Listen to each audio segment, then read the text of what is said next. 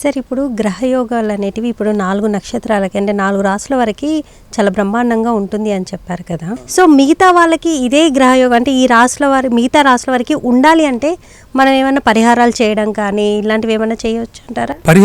ఇప్పుడు జన్మ టైంలో జన్మ సమయంలో యోగములు రావటం ఎవరి చేతుల్లో లేదు. ఓకే, ఎవరి జన్మం ప్రకారం వాళ్ళకి వస్తాయి. ఇప్పుడు ఈ 4 లగ్నాలు కాదు, మిగతా ఇంకా 8 లగ్నాలు ఉన్నాయి. మొత్తం 12 రాసులు, అందులో 4టికే మనం లగ్నాలుగా చెప్పుకున్నాం ఇందాక ఎగ్జాంపుల్గా. మిగతా 8 లగ్నాలు ఉంటాయిగా, అన్నిటికీ యోగాలు ఉన్నాయి, అన్నిటికీ బ్రహ్మాండమైన యోగాలు ఉన్నాయి, అన్నిటికీ ఉన్నాయి. అందరికీ ఒకటే కేంద్ర కోణాధిపత్యాలు కలవటం అనేది మొదటి యోగం. అంటే కేంద్ర కోణాధిపత్యాలు ఏంటంటే వీళ్ళు అనమాట. అంతకంటే యోగాలు ఇచ్చేవాళ్ళు ఇంకా జ్యోతిష్యులను ఉండరు. ఫస్ట్ యోగాలు ఇచ్చేవాళ్ళు వాళ్ళు కేంద్ర కోణాలు. తర్వాత ఎవరిస్తారు అంటే ఈ 11వ ఇంట వాళ్ళు, అంటే మెటీరియలిస్టిక్, అంటే మనకు ధనార్జనకి 11 ఇంట ఉన్న గ్రహం 11 స్థానాధిపతి, ద్వితీయ స్థానాధిపతి, వీళ్ళు కూడా యోగం ఇస్తారు. బాగుంటే వీళ్ళు కూడా బాగానే యోగం ఇస్తారు. ఇంకెవరిస్తారు? మిగతా వాళ్ళందరూ ఏంటంటే మిగతా దుస్థానాలు ఉన్నాయి 6, 8, 12. వీటిని ఏమంటామంటే దుస్థానాలు అన్నాం. 3, 6, 10, 11 అనే స్థానాలను ఉపచయాలు అంటాం. ఆ గ్రహాలు వచ్చినప్పుడు టైం టెస్టెడ్ మాదిరిగా వెళ్తుంది. అంటే ఏంటంటే జీవితకాలం, సపోజ్ మన పుట్టినప్పుడు గ్రహాలన్నీ 3, 6, 10, 11లో ఎక్కువ గ్రహాలు ఉన్నాయనుకోండి, మనం ఏమనుకోవచ్చు అంటే దాన్ని జీవితం సాఫీగా ఇప్పటికిప్పుడు అప్లిఫ్ట్మెంట్ ఉండదు. Step by step time tested manner, అంటే టైం టెస్ట్ చేస్తుంటుంది మనల్ని. మనం we have to cope up with the time అనే విధంగా ఉంది. జీవితకాలం ముందర ప్రోగ్రెస్ అయ్యే కొద్దీ అతను పుంజుకుంటాడు. అది 3, 6, 10, 11లో ఉన్న గ్రహాల యొక్క యోగాలు ఎలా ఉంటాయనేది అదైపోయింది. 2లో ఉన్న గ్రహం న్యూట్రల్ హౌస్. 2లో ఉన్న గ్రహం నీకు ధనార్జనకి ఏం ఇబ్బంది ఉండదు. అతను బాగుంటే బాగానే యోగం ఇస్తాడు, ధనార్జనకి ఉపయోగమైన యోగమే ఇస్తాడు. ఇంకా 3, 6, 10, 11 చెప్పాం. ఇందాక 4, 5, 9, 10 చెప్పాం. ఇంకేముంది? ఇంకా పోతే దుస్థానాలని 6, 8, 12. అంటే 6 అనే స్థానం ఉపచయాల్లోనూ వస్తుంది, దుస్థానాల్లోనూ వస్తుంది. 6 అనేది ప్రోగ్రెసివ్ హౌస్. యాక్చువల్గా that is called a progressive house. Progressive in the sense in time tested manner, అంటే నీకు అవకాశం, నువ్వు ప్రూవ్ చేయటం, మళ్ళీ వెళ్ళటం, స్టెప్ స్టెప్ స్టెప్ స్టెప్ ఒక నిచ్చెన మాదిరిగా వెళ్ళేదాన్ని 3, 6, 10, 11లో ఉన్న గ్రహాలు నిర్దేశిస్తాయి. జాతకం చూడంగానే 3, 6, 10, 11లో గ్రహాలు ఉన్నాయి అంటే మనం ఒక ప్రైమరీ ఇండికేషన్ ఏంటంటే that life goes step by step. But ultimately 11 house ఉంది, చివరి house. So ultimately it will gain, but primarily he has to go step by step. That is 3. మళ్ళీ 6, 8, 12 దుస్థానాల్లో కూడా 6 హౌస్ వస్తుంది. ఎందుకు దుస్థానాల్లో వస్తుందంటే 6 హౌస్లో ఇట్స్ ఎక్సలెంట్ హౌస్. యాక్చువల్గా 6th house is an excellent house.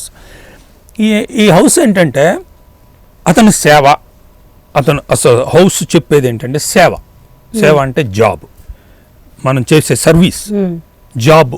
అక్కడ 10వ హౌస్ ప్రొఫెషన్, వృత్తి. అది ఇది చెప్పేది డే టు డే చేసే సేవ, డే టు డే నువ్వు చేసే కర్మలు. 6th హౌస్ ప్రారబ్ధ కర్మ, అంటే కర్మ సిద్ధాంతంలో ప్రారబ్ధ కర్మ హౌస్ 6th. సో ఆ 6th అదొక పాజిటివ్ ఫ్యాక్టర్. నెగిటివ్ ఫ్యాక్టర్ వచ్చేసరికి ఏంటంటే అనారోగ్యం, రోగ రుణ రిపు అంటాం హిందీలో. రోగ రుణ రిపు అని అంటాం. అంటే ఏంటి? రోగము, రుణము, ఇది శత్రుస్థానం.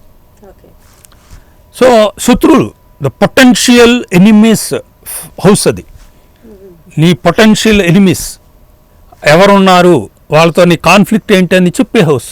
అందువలన అది 2 విషయాలకు వస్తుంది. ఒకటేంటి, ఉపచయాల్లోనూ వస్తుంది, ఇటు దుస్థానాల్లోనూ వస్తుంది. అందువల్ల 6, 8, 12లో ఉండే గ్రహాలు కూడా యోగ ప్రదాతలే.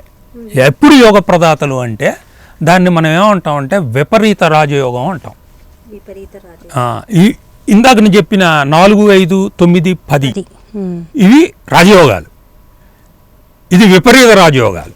విపరీత రాజయోగాలు అంటే విపరీత పరిస్థితుల్లో ఇచ్చే రాజయోగాన్ని విపరీత రాజయోగాలు అంటారు. విపరీత పరిస్థితులు అది ఎప్పుడు ఇస్తారంటే అన్ని సందర్భాల్లో ఇవ్వరు. దానికి ఒక రూల్స్ ఉంటాయి.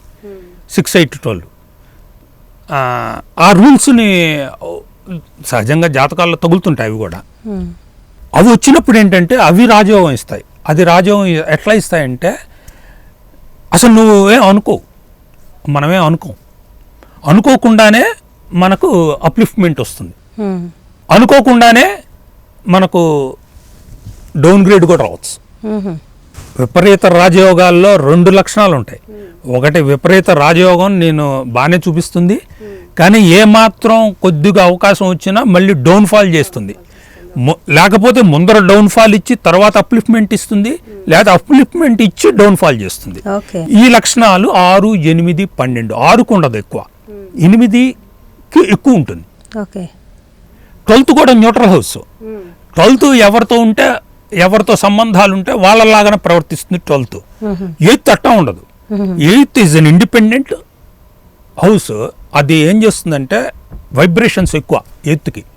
ఆ 8th వైబ్రేషన్స్కి ఈ విపరీత రాజయోగం ఎక్కువ ఉంటుందన్నమాట. దానికి ఈ అప్ అండ్ డౌన్స్ అనేది ఎక్కువ ఉంటుంది. సో ఇన్ని రకాలుగా మనకు యోగాలు వస్తాయి. అయితే ఈ యోగాలన్నింటిలో లగ్నాధిపతి ఇన్వాల్వ్ అవటం అనేది ఇంకొక పెద్ద యోగము. ఇప్పుడు 4, 5 కలిసి ఉండటం అదొక యోగం. ఎక్కడొక్కడ కలిసి ఉన్నారు, మంచి స్థానాల్లో కలిసి ఉన్నారా, దుస్థానాల్లో కలిసి ఉన్నారా, అది ఒక ఫ్యాక్టర్. 9, 10 ఈ 1వ అధిపతితో సంబంధం వస్తే that expands, that gives a Boost. 1వ లగ్నాధిపతి ఎక్కడో ఉండి వాళ్ళు ఎక్కడో ఉండటం అది కూడా యోగమే. వాళ్ళ దశలు వచ్చినప్పుడు యోగాలు ఇస్తారు కాదంట. కానీ 1వ అధిపతి కనుక ఎప్పుడైతే కలిసి వాళ్ళతో సంబంధం ఏర్పడుతుందో అతనికి జీవితకాలం మొదల నుంచి కూడా అది వస్తుంది. జీవితకాలం దశతో కూడా, జీవితకాలం మొదల నుంచి కూడా అతను ఒక స్టేటస్ మెయింటైన్ చేస్తాడు, ఒక రకమైన లెవెల్ మెయింటైన్ అవుతుంది అతనికి. అది అందుకని లగ్నాధిపతి యోగంలో ఇన్వాల్వ్ కావటం అనేది ఏ potential factor for yoga first, తర్వాత మిగతా.